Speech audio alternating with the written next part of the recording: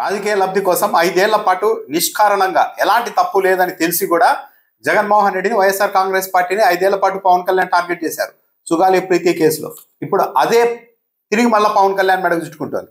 ఇప్పుడు మాత్రం ఆయన ఇంకోలా మాట్లాడుతూ ఉన్నారు.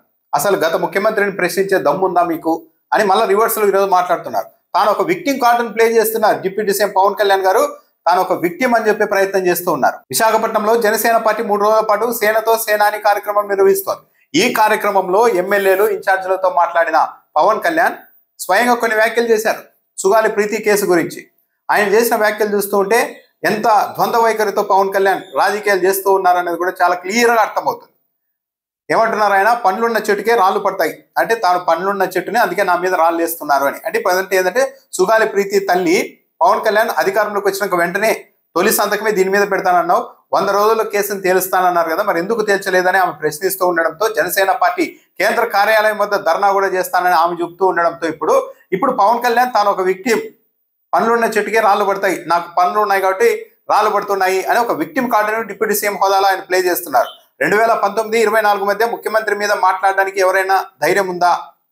2019-24 అంటే జగన్మోహన్ రెడ్డి మీద మాట్లాడే ధైర్యం ఎవరికైనా ఉండేదా? అలాంటి పరిస్థితుల్లో 2 లక్షల మంది మధ్య నడుచుకుంటూ నేను వెళ్ళాను. అప్పుడు ఈ కేసును సిబిఐకి ఇచ్చారు, కానీ ఢిల్లీకి వెళ్లకుండా ఫైల్ని అడ్డుకున్నారంటూ కూడా మరో ఆరోపణ చేశారు. ఇది కూడా ఒక అవాస్తవం. సిబిఐకి జగన్మోహన్ రెడ్డి అప్పగించారు, కానీ సిబిఐ దర్యాప్తు చేయడానికి ముందుకు రాలేదు, అంతేగాని ఫైల్ పంపలేదు అని చెప్తున్నది అవాస్తవం. పైగా వీళ్ళు దర్యాప్తు చేయడానికి ముందుకు రాకపోవడంతో వెంటనే 8 నెలల తేడాలోనే 8 నెలల తర్వాత సుగాలి ప్రీతి తల్లిదండ్రులు హైకోర్టులో పిటిషన్ వేశారు. సిబిఐ కేంద్ర రాష్ట్ర ప్రభుత్వం చెబుతున్నా సరే సిబిఐ ముందుకు రావడం లేదు, మీరైనా ఆదేశించండి సిబిఐని అని పిటిషన్ వేస్తే అమ్మాయి తల్లిదండ్రులు ఈ ఏడాది అంటే కూటమి ప్రభుత్వం అధికారంలోకి వచ్చిన తర్వాత ఈ ఏడాది ఫిబ్రవరి నెలలో సిబిఐ హైకోర్టుకి ఏం చెప్పింది, మా దగ్గర ముఖ్యమైన కేసులు ఉన్నాయి, అనేక సున్నితమైన కేసులు ఉన్నాయి, వనరుల కొరత ఉంది, కాబట్టి ఈ కేసుని మేము విచారించలేమని చెప్పింది. మరి అప్పుడు వెంటనే పవన్ కళ్యాణ్ 100 రోజుల్లో సాల్వ్ చేస్తా, మొదటి సంతకం దీని మీద పెడతా అని చెప్పిన పవన్ కళ్యాణ్ గారు మరి వెంటనే సిబిఐని కేంద్రంతో మాట్లాడి సిబిఐ కేసును టేకప్ చేసేలా చేయొచ్చు కదా. ఇంతకంటే ముఖ్యమైన కేసులు ఇంకేమున్నాయని కేంద్ర ప్రభుత్వాన్ని ప్రశ్నించవచ్చు కదా, మిత్రపక్షమే కదా. ఆ పని చేయలేదు, ఫిబ్రవరి నెలలో చేయలేదు. ఇప్పుడు మళ్ళీ సుగాలి ప్రీతి తల్లి తిరగబడే వరకు కూడా ఈ అంశం పైన పవన్ కళ్యాణ్ మాట్లాడలేదు.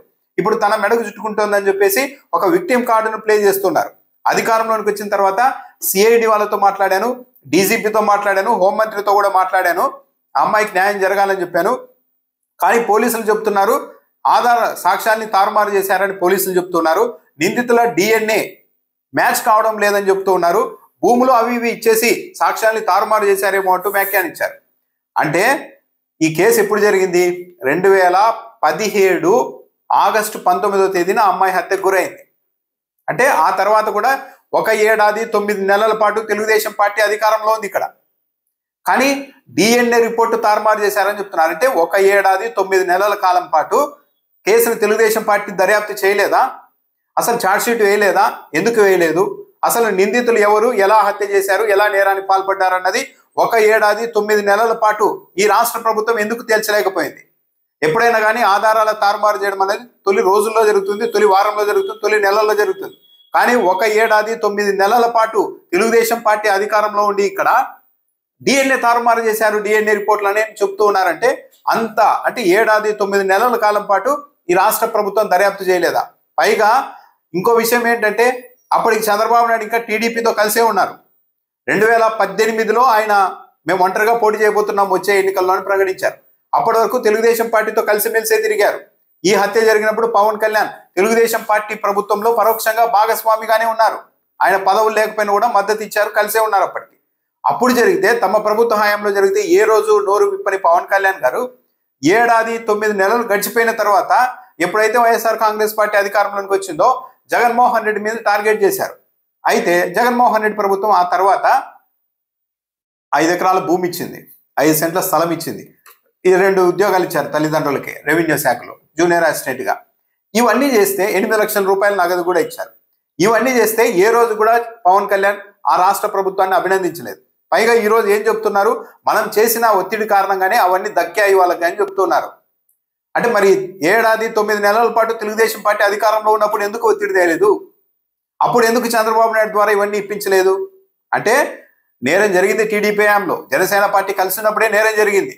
ఏడాది 9 నెలల పాటు ఎవరు మాట్లాడలేదు, పవన్ కళ్యాణ్ కూడా మాట్లాడలేదు. కానీ వైసీపీ ప్రభుత్వం వచ్చిన తర్వాత వాళ్ళకి ఇంటి స్థలం, వ్యవసాయ భూమి, ఉద్యోగాలు, 8 లక్షలు నగదు ఇస్తే మళ్ళీ అది మాత్రం నా వల్లే జరిగిందని పవన్ కళ్యాణ్ ఈరోజు చెప్తూ ఉన్నారు. పైగా ఆయన ఇంకా ఏమేం చెప్తూ ఉన్నారు, లా అండ్ ఆర్డర్ అన్నది సీఎం చేతుల్లో ఉంటుంది కాబట్టి ఇంతకు మించి నేను మాట్లాడనని చెప్తున్నారు ఆయన డైరెక్ట్గా Pawan Kalyan. Law and order CM అంటే ఇప్పుడు చంద్రబాబు నాయుడు చేతిలో ఉంది కాబట్టి ఇంతకు మించి నేను మాట్లాడనని చెప్తున్నారు.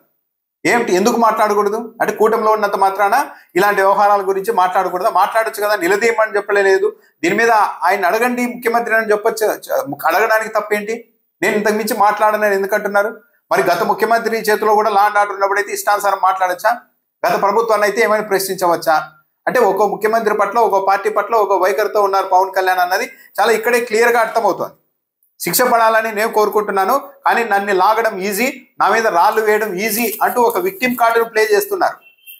పవన్ కళ్యాణ్ గారు వేశారు గత ప్రభుత్వం మీద రాళ్ళు, బండలు, క్షిపణులు అన్ని ప్రయోగించారు గత ప్రభుత్వం మీద.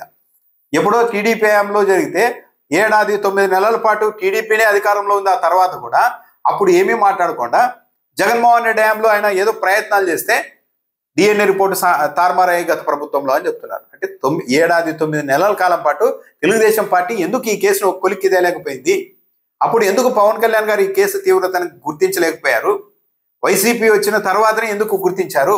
వీడికి కదా సమాధానం చెప్పాల్సింది. పైగా నిందితుల్ని తేల్చండి అని ఆమె ధర్నా చేస్తూ ఉంటే, ఆమె ఆందోళన చేస్తూ ఉంటే 5 ఎకరాలు భూమి ఇచ్చారు. పైగా మాట వరుసకైనా గత ప్రభుత్వంలో ఇచ్చారు ఈ భూమిని కూడా ఎక్కడ చెప్పడం లేదు. మళ్ళా క్రెడిట్ ఎక్కడ జగన్మోహన్ రెడ్డికి వస్తుందో అని. మేము పోరాటం వల్ల 5 ఎకరాలు భూమి ఇచ్చింది రాష్ట్ర ప్రభుత్వం అని చెప్తున్నారు, కానీ జగన్మోహన్ రెడ్డి ప్రభుత్వం అనడం లేదు. నిందించడానికి మాత్రం జగన్మోహన్ రెడ్డి ప్రభుత్వం అని మాట్లాడతారు.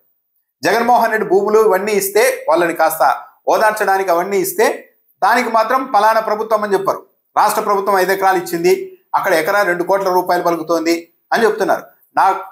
నా కూతుర్ని హత్య చేసిన వాళ్ళ మీకు శిక్ష పడాలని ఆమె పోరాటం చేస్తుంటే పవన్ కళ్యాణ్ గారు మాత్రం ఇప్పుడు మాత్రం భూములు ఇచ్చారు, ఉద్యోగాలు ఇచ్చారు, డబ్బులు ఇచ్చాము, అవన్నీ మా వల్లే వచ్చాయని చెప్తున్నారు. అంటే ఇవన్నీ ఇచ్చారు కాబట్టి ఇంకా మీరు మాట్లాడడానికి వీలు లేదు అని ఇంకో లైన్ తీసుకుంటున్నారు పవన్ కళ్యాణ్ గారు. కానీ ఈ భూములు, ఈ ఉద్యోగాలు, ఈ ఇళ్ల స్థలాలు, 8 లక్షల నగదు ఇచ్చిన తరువాత కూడా మొన్నటి ఎన్నికల ముందు రోజు వరకు, పోలింగ్ ముందు రోజు వరకు కూడా జగన్మోహన్ రెడ్డి ప్రభుత్వాన్ని ఈ కేసులో పవన్ కళ్యాణ్ టార్గెట్ చేశారు. పవన్ కళ్యాణ్కి తెలుసు జగన్మోహన్ రెడ్డి ప్రభుత్వానికి ఈ కేసుకు సంబంధమే లేదు, జగన్మోహన్ రెడ్డి ముఖ్యమంత్రి కావడానికంటే ముందే ఏడాది 9 నెలల ముందే ఈ హత్య జరిగింది అనేది పవన్ కళ్యాణ్ కూడా తెలుసు. కానీ ఆ ప్రభుత్వాన్ని వదిలేసి 5 ఏళ్ల పాటు వైసీపీ మీద పడ్డారు. ఇప్పుడు అదే తన మెడకు చుట్టుకునేసరికి నా దగ్గర పండ్లు ఉన్నాయి కాబట్టి, నేను పండ్లున్న చెట్టును కాబట్టి రాళ్లతో కొడుతున్నారు, నన్ను టార్గెట్ చేయడం ఈజీ, నా మీద రాళ్ళు వేయడం ఈజీ అంటూ ఒక విక్టిమ్ కార్డును ప్లే చేస్తున్నారు పవన్ కళ్యాణ్ గారు.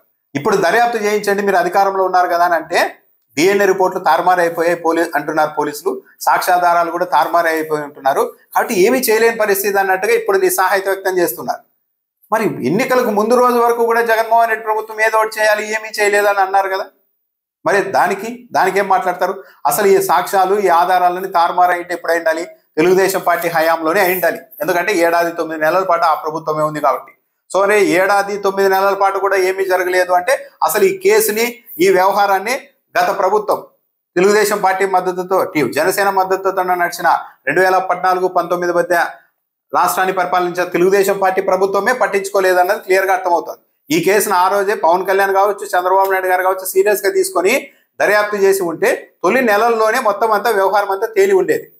అని ఏడాది 9 నెలల పాటు, ఇది బాగా గుర్తుపెట్టుకోవాలి, ఏడాది 9 నెలల పాటు ఆ కేసును గాలికి వదిలేశారు, పట్టించుకోలేదు తెలుగుదేశం పార్టీ ప్రభుత్వం, పవన్ కళ్యాణ్. ఇక ఆ తర్వాత ఇంకా జరిగిండొచ్చు, ఆధారాల తారుమారు కూడా జరిగిండొచ్చు. ఎందుకంటే ఒక ఏడాది 9 నెలల కాలం పాటు పోలీసులు కేసులో కొలిక్కి తేకపోతే ఆ టైంలో ఏమైనా జరిగిండొచ్చు. ఒకవేళ తారుమారు జరిగింటే ఆధారాలు, సాక్ష్యాలంతా ఆ స్కోప్ ఇచ్చింది, అవకాశం ఇచ్చింది, జరిగింది అంతా టీడీపీ ప్రభుత్వమే బాధ్యత వహించాల్సి ఉంటుంది. అప్పట్లో అధికారం చెలాయించిన టీడీపీ ప్రభుత్వమే.